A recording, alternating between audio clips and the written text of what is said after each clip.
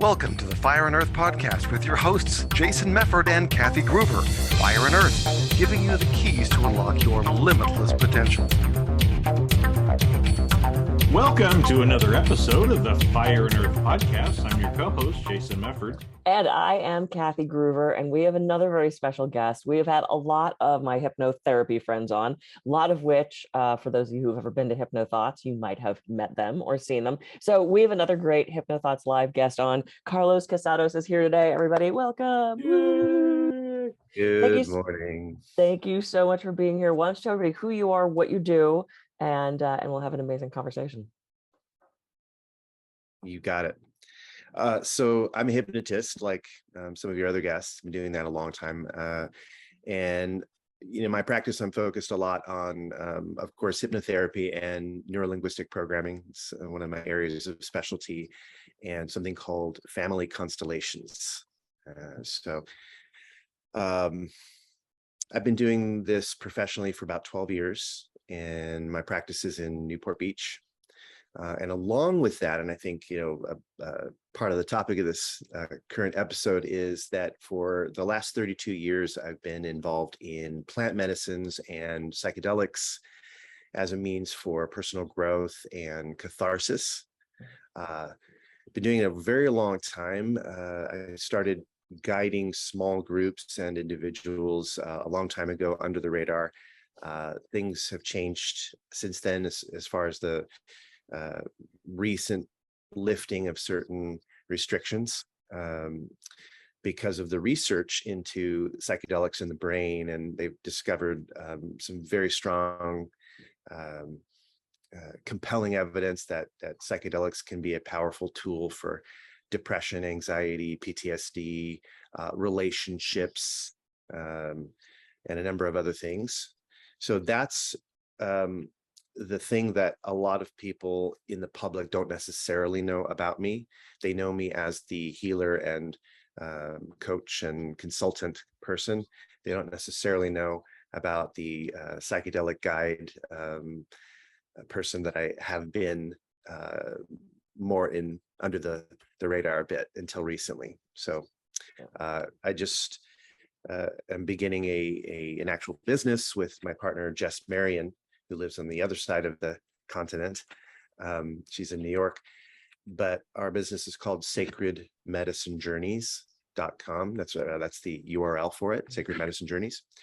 So we will be guiding small groups between 5 and 10 in the plant medicine experience. And we are doing it in a very unique way, which I'm happy to talk about in a little bit.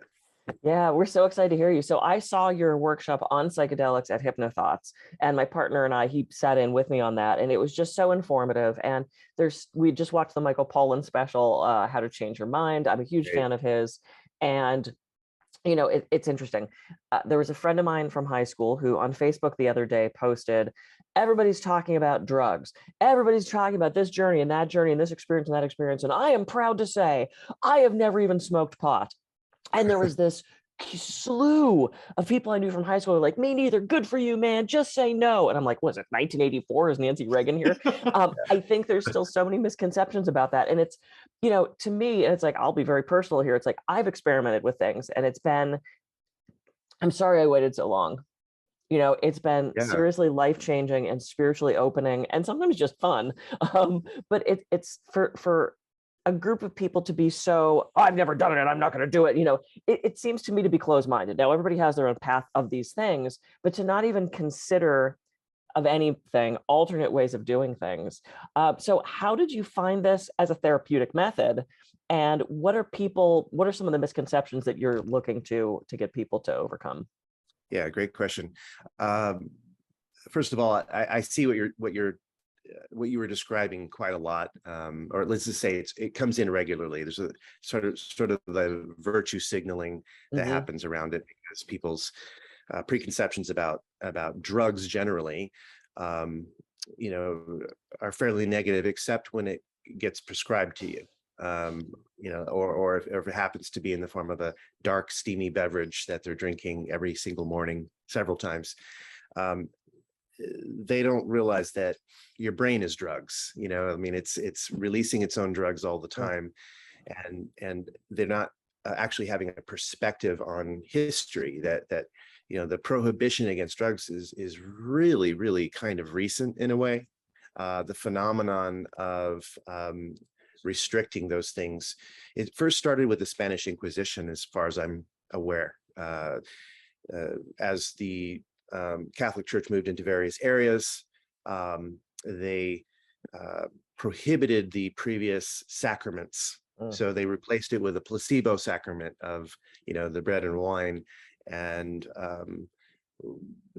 they took, like, for example, when they came to Mexico, it was part of the literature internally circulating for the church fathers and colonists and things, that they had to do away with this, sacraments that they were using in the Aztec religion, mostly mushrooms and the morning glory beverages, the ololuqui, and a few other things. But so you can tell I'm a little geeky about history and philosophy, things like that. So you're in the right place. I'm glad. I've always been that. I've had that sort of tendency, and my curiosity was a natural outpouring from my interest in consciousness and healing. So you could say that part of it was in my nature to want to explore and expand beyond, kind of color outside the lines. And some of it definitely was trauma related, meaning a lot of adverse childhood experiences and trauma caused me to seek healing of some kind. And sometimes that was in the form of deep bonds, secure attachments with close friends. And some of it was through prayer and meditation and exploring things like yoga and martial arts as a way of giving me an outlet and a way of training my mind. Some of it was through reading and exploring the occult and various things like that. And some of it was when I reached about 18, was exploring what I had previously read about the 60s and the whole creativity movement and music and art and culture and anti-establishment stuff.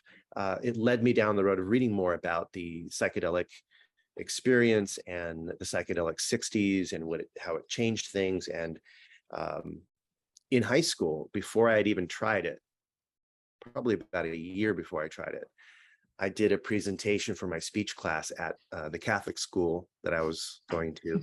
I got in trouble for it. She flunked me out of that particular assignment and made me leave the classroom. I didn't say anything that was really all that challenging. It's just that I was presenting the information with an open mind, and they didn't like that. Oh, yeah, no. Yeah. So what got me into it was kind of like a series of events and my own willingness to try it. And I got to be honest, the first time I tried it, I was really worried that I was not going to ever be the same again, and that I had lost my mind. I took a very large amount the first time, and it was, if I can just share this briefly. Please. With you. I had already had some, what you might call mystical experiences through various spiritual practices that I'd been doing for years. And so I didn't know if what I was experiencing was part of the LSD trip that I was on, or part of my own experience that I normally have. And so when the accumulating, probably too strong of a dose my first time, as it started to kind of reach past the normal limits, it became almost, it took on a life of its own rather than me directing it. I felt like I was being pulled into this experience that was much larger than I was anticipating, and I didn't have any experience. So when I found that my trip was lasting far longer than it's supposed to, because it's supposed to last maybe 12, 13 hours at the most, I was still tripping the next day. I don't know how much of that was just pure psychology, and how much of it was the fact that I took a lot. But I remember telling my friends and my girlfriend at the time, I'm never doing this again. I ruined my life. I've ruined my brain. I'll never recover. I don't know how I made this mistake. I was feeling so depressed and anxious about it. And then I went to the restroom and I was washing my hands and I gazed up in my eyes and I thought my eyes looked really interesting, kind of strange. And so I was looking into my eyes in the mirror. And as I was looking into my eyes, I realized I was seeing the silhouette or the peripheral image of Jim Morrison. I had a t-shirt that had the Doors on it. And there was a look in his eyes. And I noticed that I had the same look in my eyes. So it was just kind of a moment of reflection where a part of me became a little bit dissociated and looked at myself and said, is that really how you want to be? Like, is that you? That doesn't seem like you. You're not a scaredy cat. You're not somebody who shies away from experience. Really? Are you going to be this person? That person that has never been you? And within a few seconds, my whole orientation changed to the point where instead of being afraid of it, I was determined to do it again. So I walked back into with my girlfriend and my friend, and I said, you know what? Not only am I not scared anymore, I'm going to do it again, and I'm ready to do it again, like immediately, like next weekend. I can't wait to do it again. Mm-hmm. That started my journey.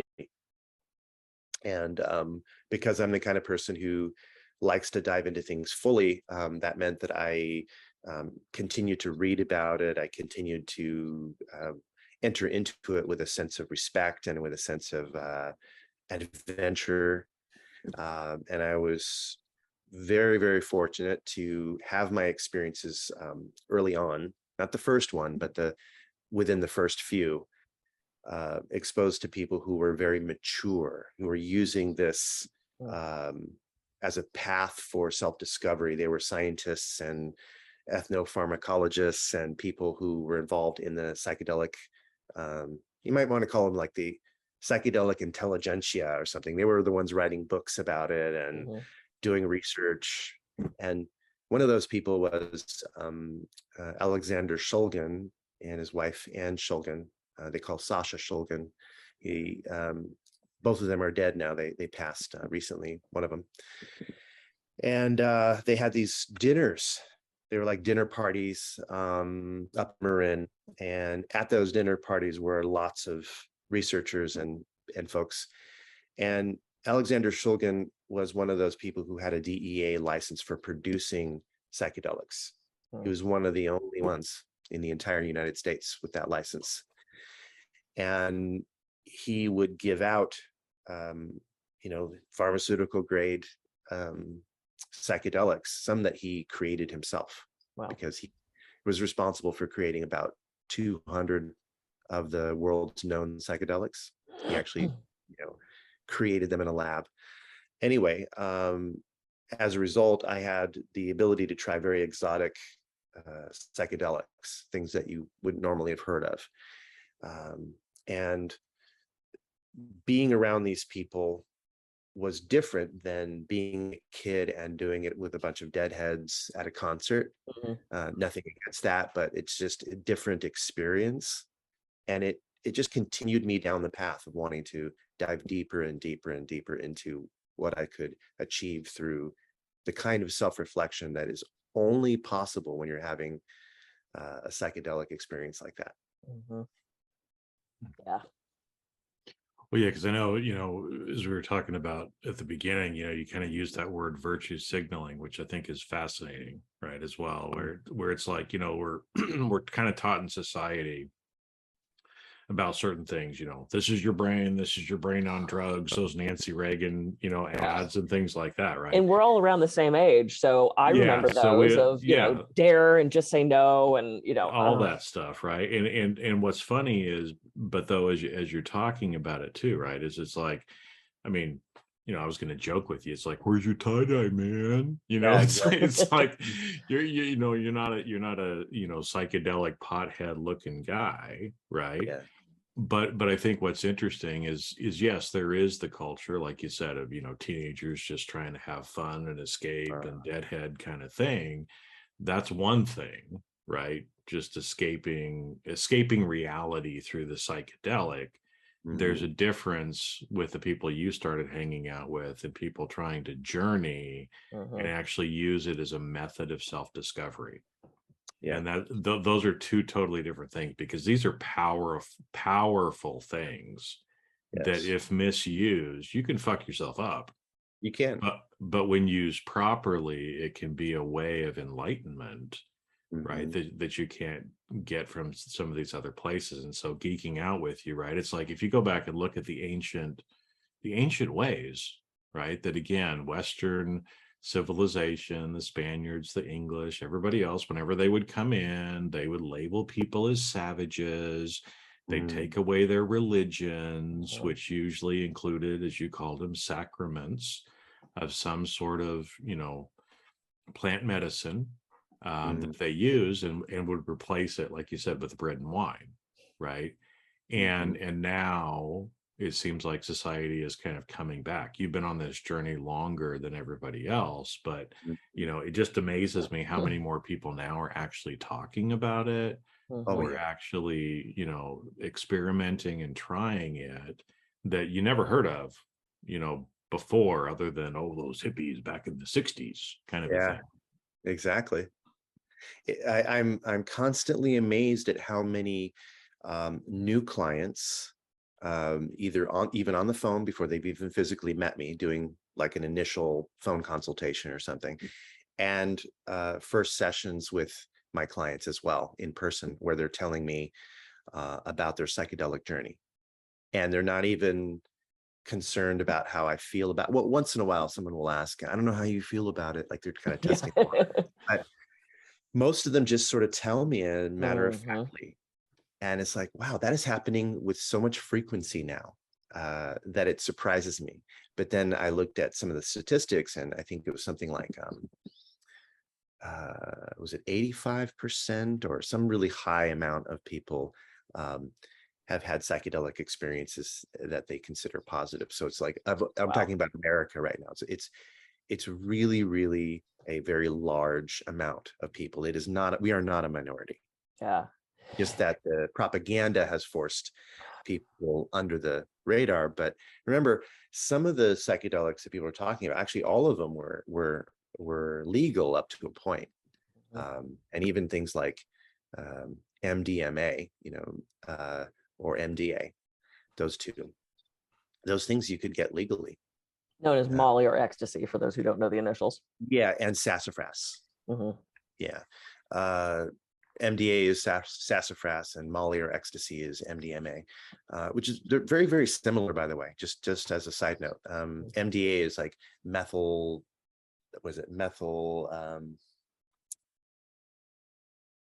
dioxyamphetamine, and MDMA, it's just methyl dioxymethylamphetamine. So they're very similar, and they have people call them entactogens or empathogens, because there's so much tactile sensitivity that comes along with it, and waves of warmth, and feelings of emotional warmth as well. People tend to become more, they switch into a more authentic relating kind of mode. So there's a lot more emotional connection that happens under MDMA circumstances, and it can be very sensual too. People get into music and being touched and holding each other. I mean, there's a lot of that oxytocin rich experience that comes along with it. And that's one of those things that just entered into the stage 3 clinical trials now with the FDA. So, or is it FDA or DEA? Anyway, one of those government agencies. And that's great. But in the 80s, you could just get it at a bar. Yeah. And it was legal. Nobody worried about it. Well, and I remember that being that was a big gay scene a lot of the gay bars and nightclubs, they would be doing X. And I remember when I moved to Hollywood, that was like such a scary thing because, that causes holes in the brain. And I had a client say that to me the other day. He goes, there's holes in the brain. But in watching Michael Pollan's special, that wasn't the study. They were actually looking at crystal meth, not MDMA. And it's like, you guys are quoting things that aren't even right. And yeah, so for somebody who, because we could just talk about this all day, for somebody who wants to start, who said, I've never tried it, I want to experiment or play with it, or, do you recommend them doing like a full-on journey? Do you recommend a microdose? What do you tell someone who's never done this that wants to get interested? Well, the first thing I would tell them is do the research first. I did that. I did a lot of reading about it before I did it. So do the research. You want to look at the history of it. You want to look at the chemistry of it. You want to make sure of things like if you're on any kind of psychiatric medicines, it's not recommended that you play with these things because it gets very nuanced and complex. So it's not that you can't, but there are many medications that could cause problems.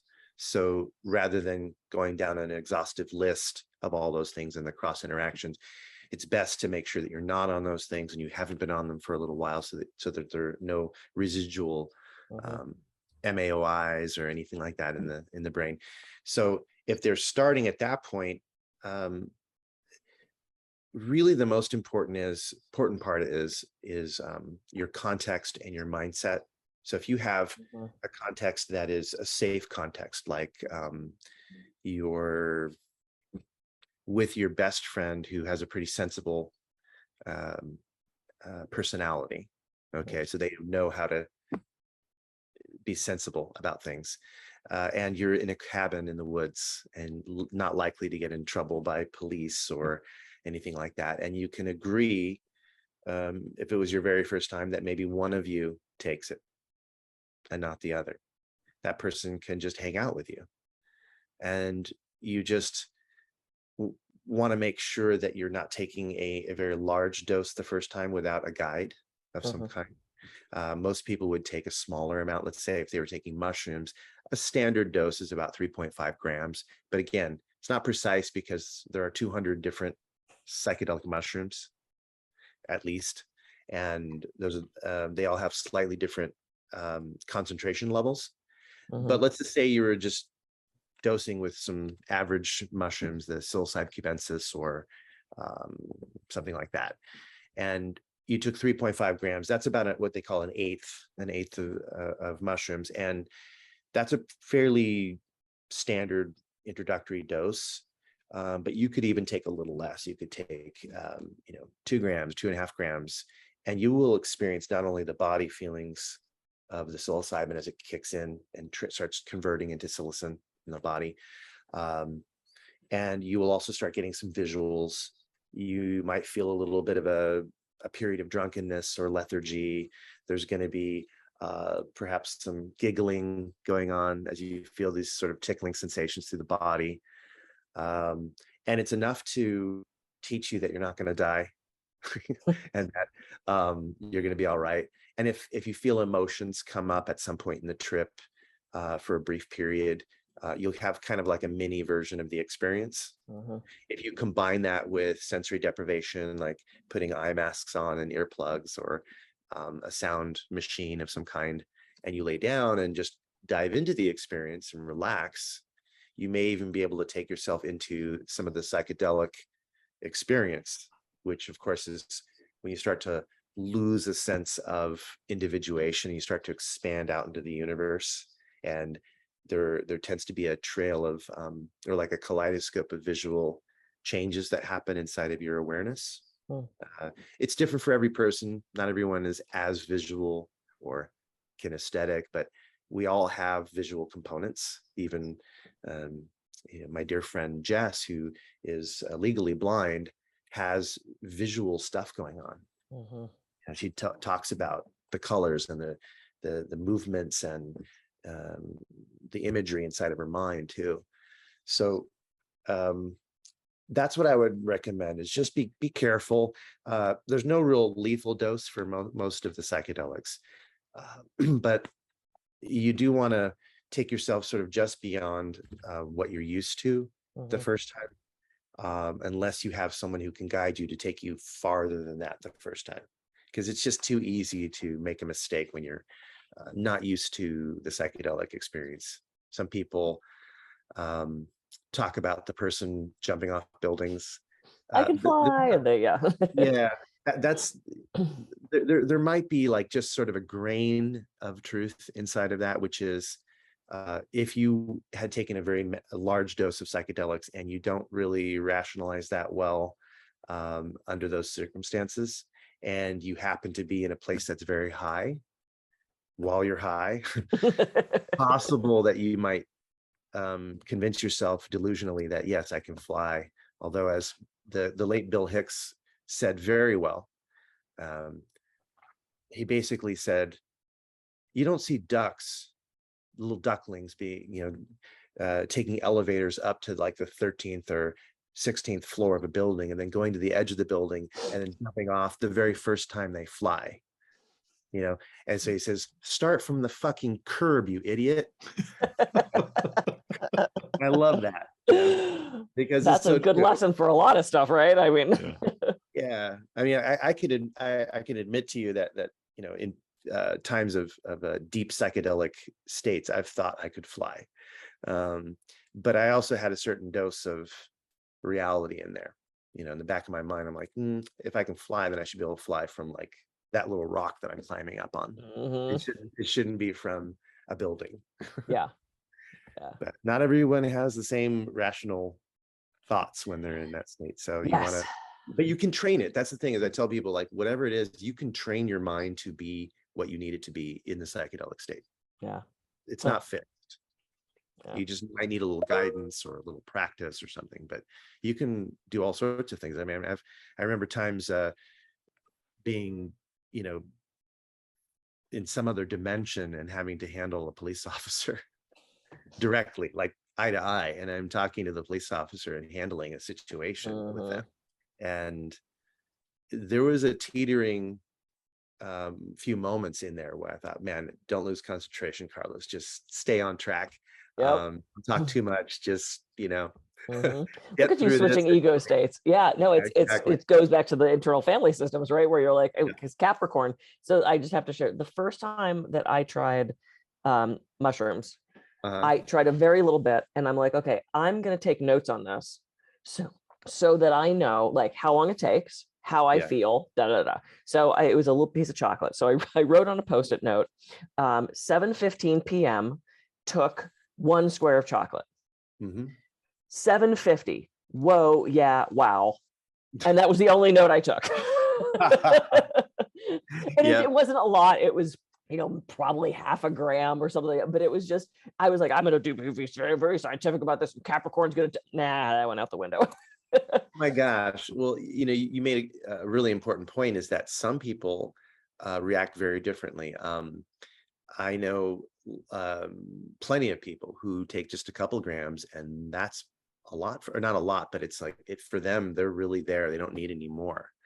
I also know of a tiny Asian woman that never did psychedelics before, was kind of moved here from Taiwan, and she's done as much as 10 grams. And that's fine for her. Yeah. It's so she's interesting. This tiny little thing. She's probably 110 or maybe even less, probably maybe even 100 pounds, I would say. Yeah, it's such an individual thing. That's not what I would have guessed. Right. Well, it was my first time, so I understood music for the first time. Oh, and cool. As I've had, is what? How did it taste? The chocolate was really good. No, the music. How did the music taste? I didn't taste the music. I felt the music. And the music had color, and I put on Frankenstein, which is one of my favorite songs, and all the drums. I finally understood music. I'm not a huge music person, but I got music for the first time.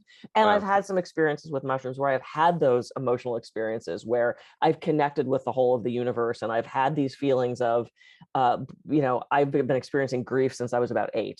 People just have always been passing away around me, and I got to feel that and process so much of that I hadn't previously. So for me, these have been incredible experiences. And and I want to have more, and that's why I say, I'm sorry I kind of waited so long. Everything in its own time, right? You do it when the time is right. Jason, you're sitting there aching to say something, I can tell. Am I? Yeah, you had that look.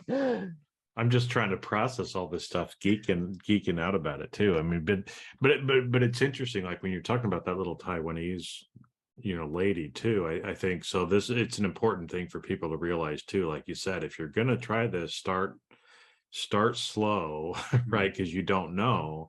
But it's not. It doesn't. It's like with alcohol. They're like, if you're this much weight, you can take this many drinks. And for most people, it is. And yet, one of my friends is probably 50 or 60 pounds bigger than me and 6 inches taller. Half a drink, guy's laying on the floor, right? Yeah. And so you do want to be careful and just kind of understand what you can take, what you can't take, sort of a thing as well. Because there's lots of experiences of people taking too much to begin with, and then like you're tripping for 2 or 3 days before you realize the first time. Yeah, and if you think about this as a very important initiation, and I think it doesn't matter whether you have a religious background or you're atheist, I think we can all relate to the idea of an initiation, right, into something bigger than what you are normally connected with. So I say that with love and with just absolute sincerity, that it's not really necessary to have any kind of particular spiritual beliefs, but a sense of respect is very important. It's a pre-frame. It's something that lays the carpet out for you to walk on. And if you have that already in your subconscious, that kind of intent, it's going to guide your behavior, your thoughts in a special way. So if you have that respect for it going in, that, hey, if I were to want to make this into a special experience, wouldn't I want to make sure that I had a good first experience and not scare myself away from something that could potentially transform my life for the better? That's why it's good to experiment a little bit. I mean, I made it through my technically overdose experience, but I'm a weirdo. I'm an outlier in many respects, and that's one of those ways that I'm an outlier. But for most people, it's just taking a very manageable dose first, and then stepping into it and going, you know what, I'm ready to challenge whatever boundaries that I thought I had. So your second or third dose can be like, let's go for it. Let's double the dose, or let's add a little bit more and see what happens. And it is a little bit about seeing what happens. You cannot predict anything. I can't predict what's going to happen after this interview. So how could we have any ability to have perfect foresight about what's going to happen? You can't. You have to have a sense of trust. You've got to have a sense of surrender. That is a key component in the healing process. If you're just doing the drugs and thinking, no, I don't need any of that, I just do this to kind of get this feeling, well, good luck with that over time, because time has a way of kicking your ass in the long run. You might get away with it a little bit, but guaranteed, if you keep doing it, you are opening the door, and the odds are stacked against you. That lack of respect is going to create an experience that will probably have you not want to do it again. Yeah. Very wise, very wise. And of course, we've blown through our half hour. I knew we would. It goes so fast. I'm open. So yeah, I know. We don't want to. We will have you back. We'll just have to do another one. Jason, any thoughts before we close out?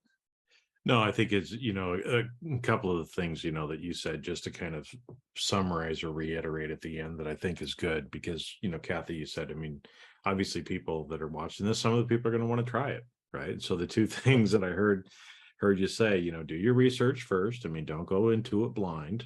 Right. But that whole idea of context and mindset, which I think is so important, because, to me, these are powerful things. And like you said, if you go into it thinking, woohoo, party, we're going to, that's a totally different thing. And if that's how you're consuming, it's going to kick you in the ass. Right. Eventually. But eventually it will kick you in the ass. But when you go into it, with that sense of trust and the expansion and other things like that, it just makes a huge difference. at the very least, you won't get the full potential of what you could get. Yeah.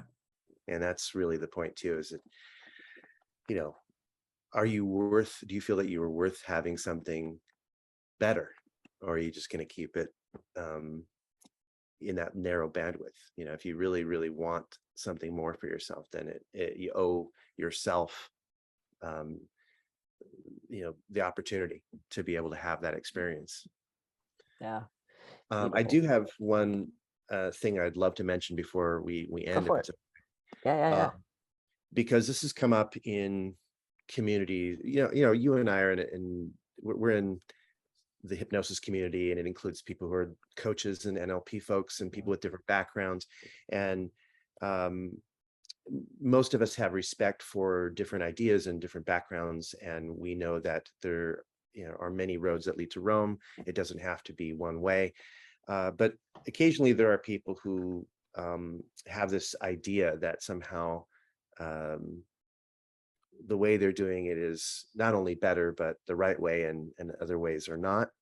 So there have been people who've made this comment about this plant medicine or sacred medicine path, that it's not necessary, that it is less than in some way than doing it through hypnosis or through drumming or whatever it is. So if it was a person with shamanic training or a person with hypnotic training, either way, whatever the background happened to be, there's a lot of that same prohibition mindset, you know, that somehow you're rolling the dice when you do that, and you don't need it, and I can do the same thing with this other method.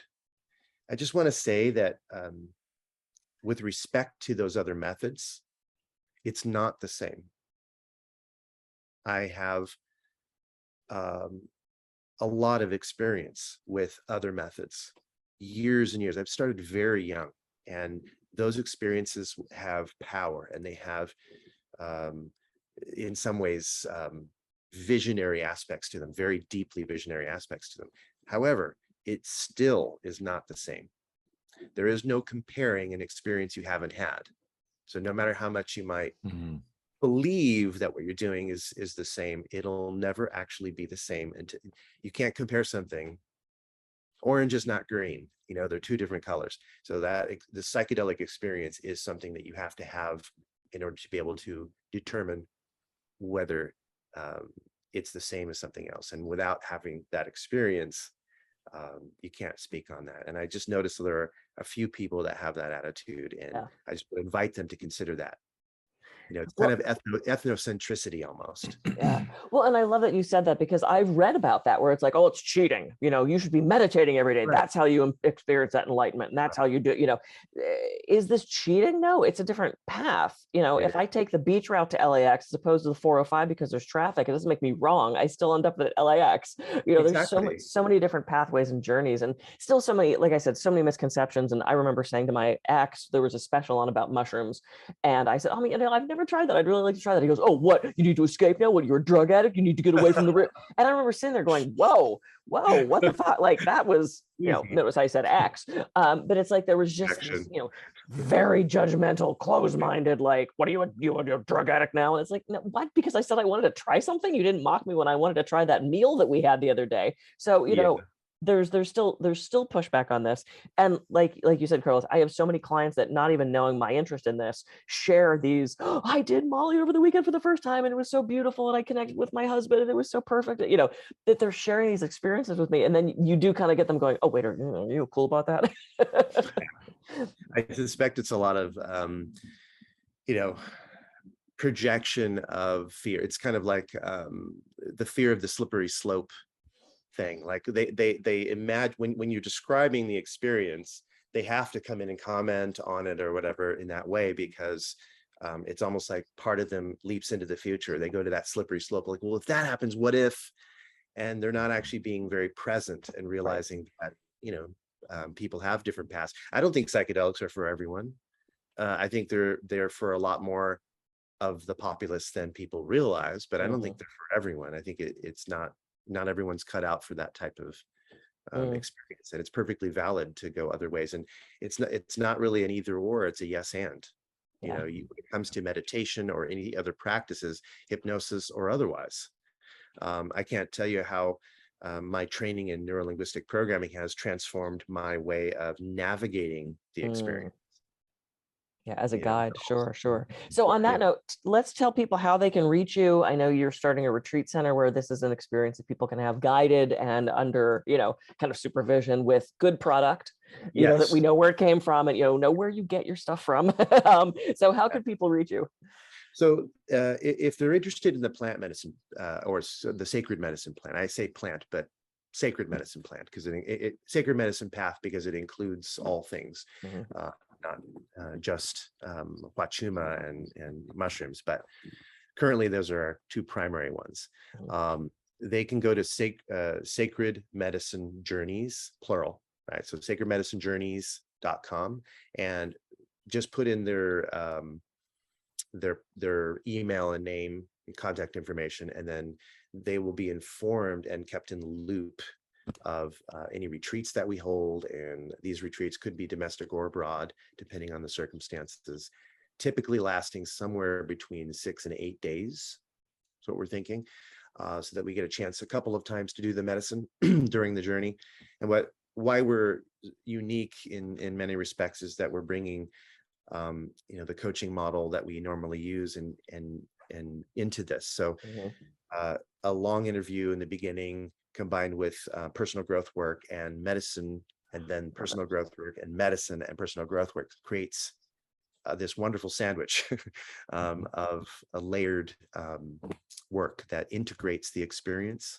And that's the most important part, because you want to be able to walk away from the experience feeling changed and having that last, or to go exponential or 10x in your life. That's the whole point. Yeah. So that's why we're doing it differently. I love it. Sacred Medicine Journeys, plural.com. Jason, any final thoughts?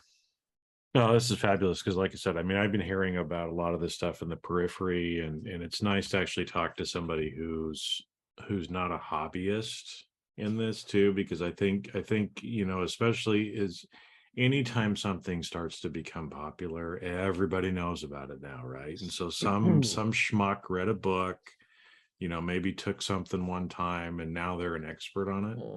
So I think that's the other thing that I would tie in with do your research as well, right? Is if you're gonna, whether you go to Carlos, whether you go to somebody else, if this is what you want to do it, right? But do your research, just make sure you know what you're getting into, where it's coming from. Because that's the thing is since a lot of these things are still technically illegal, knowing where it comes from, because there's a lot of people out there that like to taint things just to make money, and you don't, you just want to make sure that you're getting the good shit, right? And maybe in a future conversation we can talk about that topic as well, because there are some things that are at lower risk than others. Like mushrooms, for example, typically aren't tainted because it's just too much work. Like, why would they? Because it's the thing, right? But but certainly, MDMA pressed pills have sometimes been discovered to have things like fentanyl and other things in it. So it's important to know your source. That's absolutely true. And get a test kit. They're legal and they're attainable. Get a test kit and test your product. Amazon. Woo. Party kit. Test kit. Love it. Oh, we could go on all day. Okay, I am Kathy Gruver. I can be reached at kathygruver.com. And I'm Jason Mefford. I can be reached at jasonmefford.com. So go out, have a great week. We'll catch you on the next episode of the Fire and Earth Podcast. See